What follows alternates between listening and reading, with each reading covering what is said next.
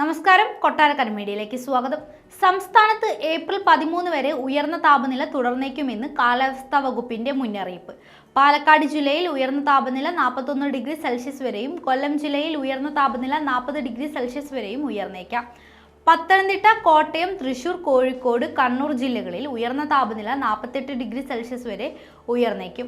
ആലപ്പുഴ, എറണാകുളം, കാസർഗോഡ് ജില്ലകളിൽ 37 degree Celsius വരെയും തിരുവനന്തപുരം, മലപ്പുറം ജില്ലകളിൽ ഉയർന്ന താപനില 36 ഡിഗ്രി സെൽഷ്യസ് വരെയും ഉയരാൻ സാധ്യതയെന്ന് കാലാവസ്ഥാ വകുപ്പ് അറിയിച്ചു. ഉയർന്ന താപനിലയും ഈർപ്പവുമുള്ള വായും കാരണം മലയോര മേഖലകളിൽ ഒഴികെ ചൂടും അസ്വസ്ഥതയുമുള്ള കാലാവസ്ഥയ്ക്കും സാധ്യതയുണ്ട്. സംസ്ഥാനത്ത് ഒറ്റപ്പെട്ട ഇടങ്ങളിൽ ശനിയാഴ്ച വരെ ഇടിമിന്നലോട് കൂടിയ മഴയ്ക്ക് സാധ്യതയുണ്ട്. മണിക്കൂറിൽ 40 കിലോമീറ്റർ വരെ വേഗത്തിൽ വീശിയടിക്കാവുന്ന ശക്തമായ കാറ്റിനും സാധ്യതയുണ്ടെന്ന് കാലാവസ്ഥാ വകുപ്പ് അറിയിച്ചു. കള്ളക്കടൽ പ്രതിഭാസത്തിന്റെ ഭാഗമായി കേരള തീരത്തും തെക്കൻ തമിഴ്നാട് തീരത്തും ഇന്ന് രാത്രി 11:30 വരെ 0.5 മുതൽ 1.8 മീറ്റർ വരെ ഉയർന്ന തിരമാലയ്ക്കും കടലാക്രമണത്തിനും സാധ്യതയുണ്ട്.